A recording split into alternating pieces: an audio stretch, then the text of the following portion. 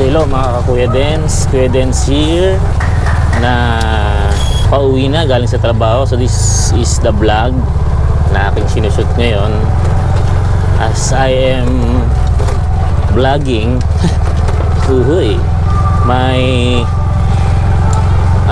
life kung saan my life kung saan ko ba araw-araw ginagamit si Buknoy, our Bajaj, ano. At ngayon nga nakalabas na tayo sa ating work. Alas 6 kasi ang out ko. So tayo ay dumiretso na ng palabas sa ating trabaho at pauwi na tayo. Saglit lang naman to dahil malapit lang naman ang bahay ko dito sa work ko. So eto nga ang main purpose ng paggamit ko kay ating Buknoy, our Bajaj RE, ay pang-araw-araw na service, no? So ginagamit natin to pagpapasok tayo mamayang gabi kapag ka naman magsusundo tayo kay wifey, kay OBR, no? Gagamitin din natin to. So yan, hindi tayo makagala pa masyado ngayon dahil busy sa trabaho, no? Siguro pagka nabakante ulit ng time, tayo ay gagala. Anyways, ano bang meron ngayon sa atin? Yan, gusto ko lang i-showcase sa inyo na itong ating Bajaj ay hindi lang para sa pasyal, sa hanap buhay. Yan, diba yung ginagawang tricycle tong ganitong mga sakyan. Pwede rin ito sa ating pang-araw-araw na pamumuhay. Ito, ginagamit ko siyang service everyday para pumasok sa aking trabaho. As you know, ako po ay isang opisyal ng eskwelahan dito sa Binyan. Yun na nga. Natatawa nga ako nung inaayos to ng taga Bajaj Binyan. Dahil di daw nila ina-expect yung aking trabaho. Well, sabi ko naman, nadadala naman ako ng budget sa aking gustong puntahan. Bakit hindi ko gagamitin siya? At magastos din magkakotse. Kaya doon sa mga nagko-comment dyan na kino-compare daw sa kotse, hindi sa kino-compare. Kundi kasi as a user ka ng ganitong dating kotse, di ba? May mga nasanay ka lang. Medyo nahahanap mo rin sa mga bagong sasakyan na ginagamit mo. Masyado naman kayong balat sibuyas. Iyak agad eh. Okay? So ito, nandito na tayo ngayon sa Langkiwa area. Galing tayo ng Barangay Santo Tomas at pauwi na nga tayo, no? At malubak. So sa loob ng ilang buwan na ba ako nagpapasok sa trabaho ko? 2 buwan na ata.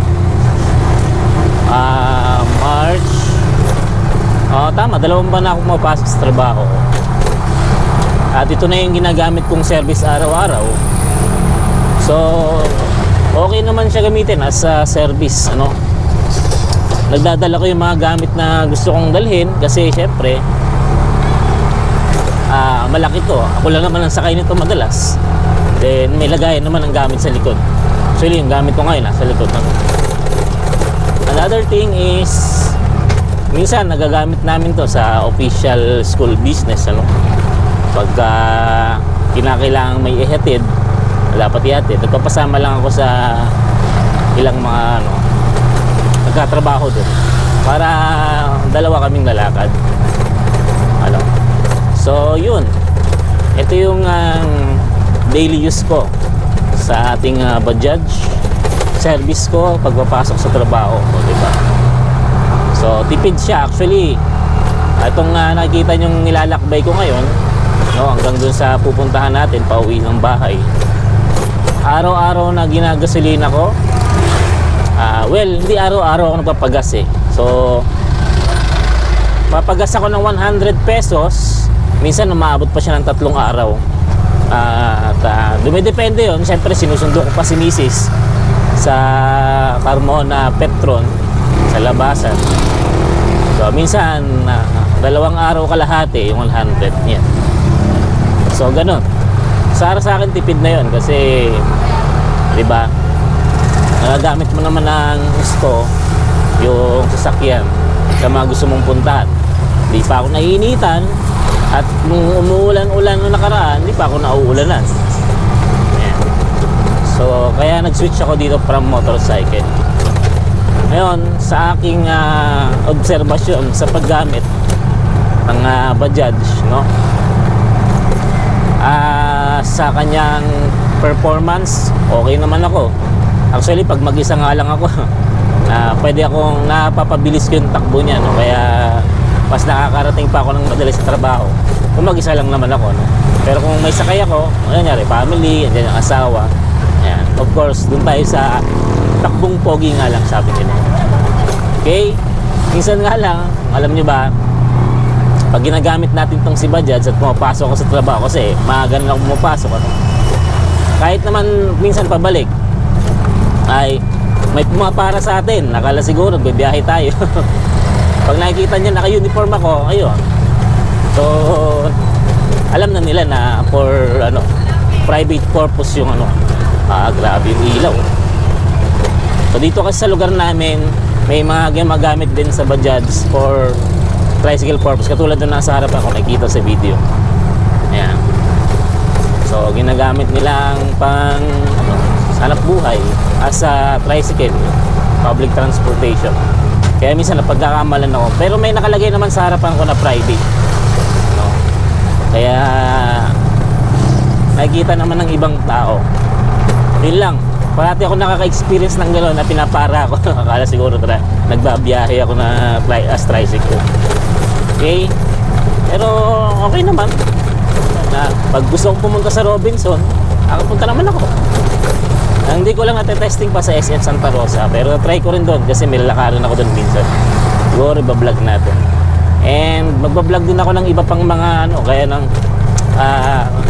kung na-vlog ko na yung pagsundo kay Mrs. siguro okay na yun. And then siguro yung iba pang mga pag ginagagamitan ko na to, hindi pa ako nakakapag-vlog na pag namamalengke kami, bit-bit namin to si Bajaj. Hindi ang dami na namin naisasakay pag nagpupunta kami sa palengke ng Carmona. Yun. So yun, ng aking update, pinakita ko lang sa inyo yung kumbaga sa is yung daily use ko ni Bajaj. Ayan, mabagal yung takbo natin ngayon. Tawag dito, para mapakita ko sa inyo yung gaano kalayo yung nilalakbay ko. Actually hindi malayo, malapit. Gaano kalapit yung nilalakbay ko everyday. Talagang normal lang na matagtag tulad yan. No? So yung tagtag na yan, normal yan dito sa amin kasi yung ibang kalsada dito ginagawa pa, yung iba nagawa na pero medyo kailangang i-repair. Ayan. So paano? Yan, tulad yan, hindi ko siya ina-overtagan kasi alam kong mayroong butas dyan sa may harapan. Baka mahulog yun.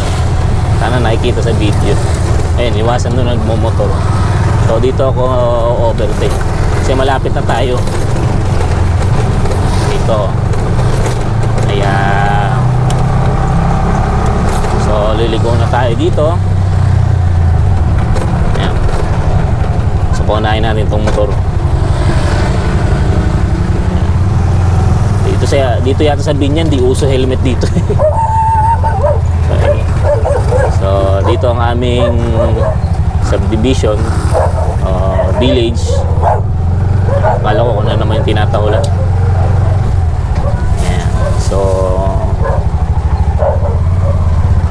ayan, dahan-dahan tayo. Pagka ganitong sikip yung lugar, tayo pwedeng magmabilis, mayayari tayo.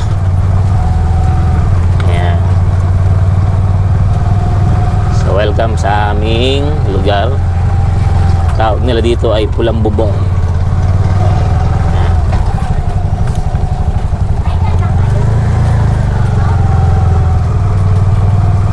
At ito pa yung isang, sabagay itong mga batang to, pag everyday akong dumadaan dito at ayan, tinan nyo. Ginagawa.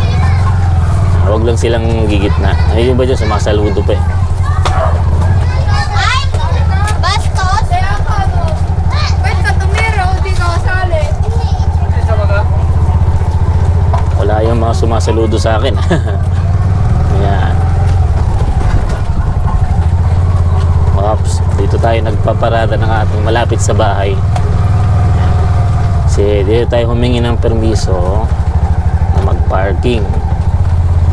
Ayan, sa tatabi lang natin. Okay. Ayan. Minsan talaga hirap mag-neutral lang pag nakahinto na. Anyways, hanggang dito na lang ating vlog. So abangan nyo yung mga susunod na vlog natin patungkol sa ating Bajaj. Tayin ko muna. Ayan, and ano pa yung mga pwede natin pag-usapan. Wow, nagbibideo okay. Okay, so you know the drill.